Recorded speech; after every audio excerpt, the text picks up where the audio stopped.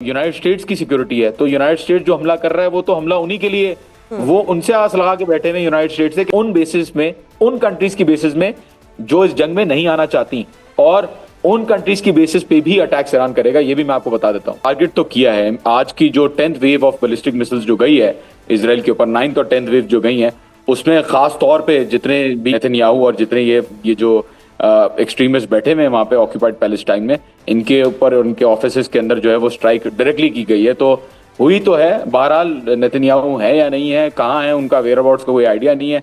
तो let's see कहाँ होता है। यहाँ वहां तो बंकरों में छुपे हुए होते हैं तो पता नहीं चलता। यहाँ तो बेचारे जो आयतुल्लाह खामनाई जो बुजुर्ग हैं वो बगैर किसी बंकर में गए अपने घर के अंदर अपने घर वालों के साथ और कुछ ऑफिशियल्स के साथ जो है वो उनको शहीद कर दिया गया।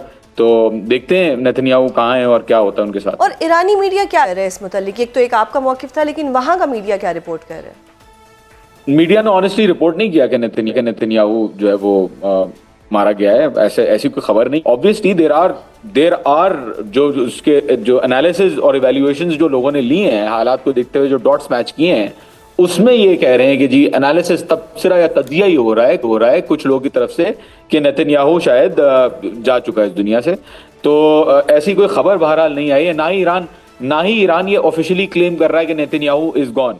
So there is a difference in that, but they have targeted his क्या कहते हैं उसके ऑफिस को टारगेट किया है, और सारे जितने भी ये वहाँ ज़ायनिस्ट बैठे हुए एक्सट्रीमिस्ट और जेनोसाइडर्स उनको टारगेट किया है।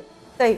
अच्छा जॉन, न्यूयॉर्क टाइम्स ने ये लिखा है कि CIA को जो एक इन्फॉर्मेशन थी जिसमें खामनाई साहब जहाँ पे मौजूद थे वो ऑलरेडी उनको पता थी, अमेरिकन को पता थी या इसराइलियों को पता थी, और ये भी कहा जा रहा है कि वो मालूमात ईरान से ही प्रोवाइड की गई थी। तो ये ब्रीच ऑफ इंटेलिजेंस अगर ईरान के अंदर से हो रही है तो इसका फिर किसको जिम्मेदार ठहराएंगे आप? एब्सोल्युटली कोई दो राय नहीं है, कोई शक नहीं है कि ईरान की इंटेलिजेंस ने बिल्कुल सही काम नहीं किया। इंटेलिजेंस कमजोर है इनकी। आप ये सोचें, अब लोग कहते हैं ईरान डिक्टेटरशिप है, मैं यहाँ बैठ के ईरान के अंदर आपको बोल रहा हूँ कि यहाँ की इंटेलिजेंस कमजोर है, और अपना वो एक इंटेलिजेंस जो अपने लीडर को प्रोटेक्ट नहीं कर सकती, उसने कोई काम नहीं किया मेरी नजर में। तो ईरान की जो है वो बिल्कुल यहाँ पे इंटेलिजेंस ब्रीच हुई है। लेकिन देखें, मुझसे लोग ये भी कहते हैं कि खामनेई साहब को कहा गया कि आप बंकर में जाएं, बंकर में चले, वो राजी नहीं हुए। सबको पता है अमेरिका एक सुपर पावर है, दुनिया की सुपर पावर्स, एक इंटेलिजेंस एजेंसी, ईरान के जो इंटेलिजेंस एजेंसी है उससे ईरान कैसे मुकाबला कर सकता है? इतनी सारी वर्ल्ड पावर जिनके पास सैटेलाइटें हैं, टेक्नोलॉजीज हैं, जिनके पास बेहद पैसा है। तो ऑब्वियसली, और यहाँ पे इन्होंने प्रोपेगेंडा भी इतना किया हुआ है कि लोग मिल जाते हैं, खरीदे जा सकते हैं आसानी से। तो जाहिर सी बात है, it is an intelligence breach, no doubt in that. And जो न्यूयॉर्क टाइम्स की जो चटपटा मसाला जो बंकर के अंदर तस्वीर भी ले ली और बंकर के अंदर थे, वो ये जो बातें हैं, आई डोंट थिंक ये सही है। पिछली दफा भी वो कह रहे थे रशिया चलेगा खामनाई साहब, बट ऐसा कुछ नहीं था। पिछली दफा भी बोला बंकर में चलेगा, ऐसा कुछ नहीं था। वो बंकर में जाने वाले लोग नहीं है, यहाँ पे बंकर में लोग नहीं रहते, और ना ही ऐसी कोई बात है कि वो बंकर में थे, वो कंपाउंड में थे अपने। तो this I would like to provide the clarification. John, अब ये बताएं कि इतनी अहम शख्सियात के मारे जाने के बाद तेहरान में क्या सूरत हाल है, और ये भी सुनने में आ रहा है कि जो जेनजीज हैं वो मुजाहिरों में ज्यादा शिरकत नहीं कर रहे। देखिए सुजैन, इसमें कोई शक नहीं है कि दुनिया भर में सॉफ्ट कॉलोनियलिज्म के थ्रू वेस्टर्न पावर्स जो है वो अपनी जो आइडियोलॉजी है उसको प्रोपोगेट करते हैं हर मुल्क के अंदर। और हर मुल्क के अंदर ऐसा एक तबका आपको नजर आता है जो लेफ्टिस्ट सेंस में शिद्दत पसंदी इख्तियार करता है और उसको नफरत होती है सिस्टम से, स्पेशली अगर वो एक मजहबी सिस्टम हो। तो नो डाउट ईरान के अंदर जो जेंजी आपने पॉइंट आउट किया, बिल्कुल सही पॉइंट आउट किया। काफी ऐसी जेंजी है यहाँ पे, और आई वुड से जो डिसेंट की आवाजें हैं उनमें मेजॉरिटी जेंजी ही है। अगर डिसेंट की आवाजों की बात करें कि उनमें क्या है, ऑल्दो इसका मतलब ये नहीं है कि मेजॉरिटी ऑफ जेंजी जो है वो खिलाफ है, क्योंकि इसके ऊपर डेटा अक्यूमुलेट हो ही नहीं सकता। क्योंकि प्रॉब्लम ये है कि ईरान के अंदर ऑब्वियसली सोशल मीडिया की यूजेज नहीं है उस तरीके से जैसे दुनिया के अंदर होती है। तो काफी सारे जेंजी आपको बसीज के अंदर भी नजर आते हैं, या काफी सारे कूल ईरानियंस भी आपको नजर आते हैं जो एंटी वेस्टर्न स्टांस रखते हैं, और काफी ज्यादा इन्फ्लुएंसर्स हैं ईरान के अंदर। तादाद में उन इन्फ्लुएंसर्स की तादाद बहुत ज्यादा है जो एंटी अमेरिकन सेंटिमेंट को जो है वो इंस्टाग्राम पे और दूसरी जगहों पे जो है वो दिखा रहे होते हैं। तो एक जेंजी के अंदर वो ग्रुप भी है बहुत पॉपुलर जो रेजिस्टेंस कर रहा है इन सारी वैल्यूज की। तो सेंटिमेंट बिल्कुल ईरान के अंदर 1% 2% आप कह सकते हैं कि उन लोगों का है। शिया मजहबी निजाम भी खतरे में पड़ सकता है? देखें सुजैन, मैंने सुबह मैं जब मुझे शहादत की खबर मिली तो सुबह सुबह मुझे आवाज़ें आई बाहर से कि रोने की आवाज़ें और चीखने की आवाज़ें आई। मैं अपने घर के बाहर गया और मैंने देखा कि एक हुजूम, लोगों का एक हुजूम है, और मैंने जब जितनी जल्दी हो सका मैंने अपना कैमरा निकाल के लाइव वीडियो भी बनाई, और लोग यहाँ पे हज़ारों की तादाद में, सैकड़ों हज़ारों की तादाद में लोग बाहर निकले। देखें, एक मुल्क की आवाम अगर खिलाफ होती है ना उस सिस्टम के, अगर 90% लोग खिलाफ होते हैं एक मुल्क के अंदर किसी गवर्नमेंट के खिलाफ या किसी सिस्टम के खिलाफ, तो ऐसी सिचुएशन में जहां पे लीडर को न्यूट्रलाइज कर दिया जाता है, ऐसी सिचुएशन में जहां पे यहाँ पे पुलिस और IRGC और जितना भी इंफ्रास्ट्रक्चर है उसको इमोबिलाइज किया जाता है, जरूर आपको नजर आती है मैस स्केल मूवमेंट। अगर ऑपोजिशन एग्जिस्ट करती है तो जरूर आपको मैस स्केल मूवमेंट नजर आती है रोड्स के ऊपर, लेकिन ईरान के अंदर ऐसा कुछ भी नहीं हुआ। मैस स्केल मूवमेंट हुई रोड्स के ऊपर, लेकिन उन लोगों की हुई जो प्रो थे इस्लामी निज़ाम के। तो आई थिंक ये ईरान के अंदर जो सिचुएशन दिखाई जाती है वो हमेशा मैग्नीफाइड, एम्पलीफाइड, प्रोपागेटेड होती है। उसका रियलिटी से बहुत दूर दूर तक कोई ताल्लुक नहीं होता।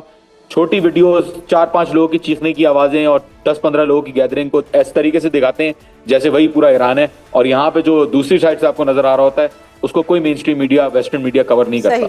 अच्छा, अब अमेरिका ने दोबारा से मुज़ाकरात की दावत दी है और ईरान ने उस मुज़ाकरात की दावत को रद्द कर दिया है, तो अब ये जो ईरानी क़यादत है इसका क्या मूड आपको नज़र आ रहा है? देखें, ये मूड तो ये है कि फिलहाल इनको जिस पेस पे अटैक कर रहे हैं उस पे करते हैं, और जितना हो सकता है अटैक करें। मतलब they will not stop in their attacks.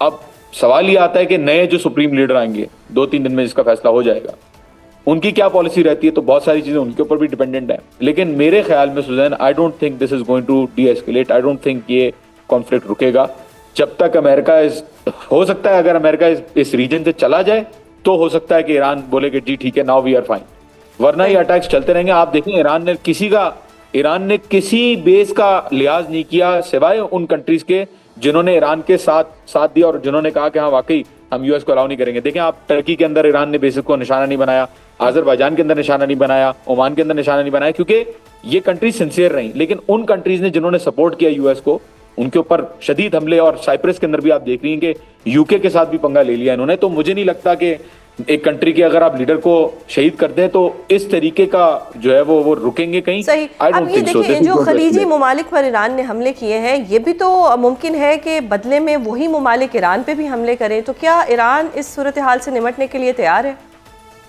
Ji Suzanne, उनकी क्या बदले में हमला करेंगे? उनकी सिक्योरिटी तो पूरी यूनाइटेड स्टेट्स की सिक्योरिटी है। तो यूनाइटेड स्टेट्स जो हमला कर रहा है वो तो हमला उन्हीं के लिए, वो उनसे आस लगा के बैठे हैं यूनाइटेड स्टेट से कि आप जाएं। डोंट यू थिंक कि यूनाइटेड स्टेट इस्तेमाल हो गया है, सॉरी खलीजी ममालिक इस्तेमाल हो गया यूनाइटेड स्टेट के हाथों? बिल्कुल अच्छा, आपने बहुत अच्छा पॉइंट आउट किया। ये बेचारे खलीजी ममालिक को टिश्यू पेपर की तरह बोलना तो नहीं चाहिए, लेकिन अनफॉर्चुनेटली बहुत अफसोस के साथ कुछ लोग कहते हैं कि इनको यूज करके जो है वो फेंक दिया गया। और आप ये देखें, ये जो बेसिस बनाए हैं खलीजी ममालिक के अंदर, ये किसके खिलाफ बेसिस बनाए हैं?